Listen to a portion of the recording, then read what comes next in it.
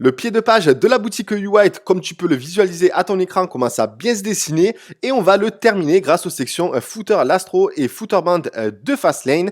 En ce qui concerne la section grid block du pied de page de la boutique U-White qui se trouve juste au-dessus de la section colonne contexte, je consacrerai une vidéo à ce sujet lorsque j'aurai terminé les vidéos de toutes les sections grid block de la page d'accueil de U-White. Donc c'est parti, on se rend donc dans l'éditeur Shopify de Fastlane et on va se rendre dans footer Lastro. Donc le footer Lastro, c'est tous les éléments qui se trouvent dans la bande juste au-dessus de footer band. Donc ici, pareil, dans le fichier footer.html, je t'ai communiqué du contenu. Donc si jamais tu veux utiliser le symbole copyright, etc. 2020, eh ben tu pourras le réutiliser depuis ce fichier. Pareil, si tu veux intégrer un lien dans le footer Lastro, je t'ai laissé également le code, à toi ensuite d'intégrer les liens que tu souhaites. Donc ici, je vais par contre changer la taille de la police, je vais mettre 1.5 rem. D'ailleurs, c'est la taille de police que je vais intégrer dans Fastlane par défaut dans les prochaines versions. Donc le background, on le laisse en blanc, le font, on va le mettre en noir.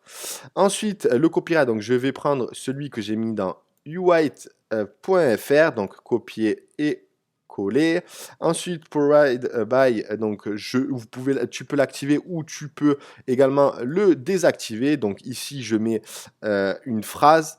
Donc, que tu peux également personnaliser de ton côté. Tu peux tout à fait laisser tout droit réservé. Ensuite, footer social. Donc, c'est ici que tu vas intégrer ta page Facebook, ta page Twitter, si tu as ta page Pinterest, etc. Selon les pages que tu as créées pour ta boutique Shopify, eh ben, tu as juste à intégrer les URL ici. Et si jamais tu n'as aucune URL, il te suffit tout simplement de supprimer le dièse pour que les symboles en bas à droite disparaissent. Voilà donc en ce qui concerne le footer d'Astro, voilà, c'est relativement simple. Ensuite, footer band, donc c'est exactement pareil que le header band. Donc tu vas pouvoir intégrer une phrase marketing ici, donc band texte barre personnalisable. Donc j'avais intégré ici donc plus de 13 500 clients satisfaits.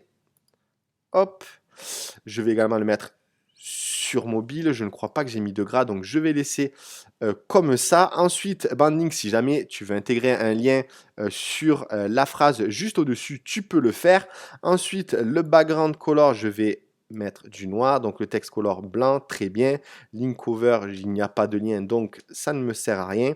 Par contre, je vais mettre une petite bordure au-dessus, tout simplement parce que sur mobile, par exemple, lorsqu'on va se trouver dans un produit, il y aura le sticky add to cart en bas et je n'ai pas envie que ça vienne se fondre avec le footer band. Donc j'ai envie qu'il y ait une petite bordure qui vienne distinguer les deux parties. Donc sur mobile, il y aura le add to cart juste au-dessus et c'est pour cette raison donc que j'ai décidé d'en intégrer une. Donc je vais mettre la couleur secondaire, donc la seconde couleur primaire. Je vais mettre un pixel. Donc on va voir normalement la bordure apparaître. Ensuite, je vais intégrer, est-ce que j'ai intégré dans la boutique démo Lighter? Donc j'ai laissé Lighter 1.5, j'ai tout laissé. Donc je vais enregistrer et on voit bien la bordure apparaître.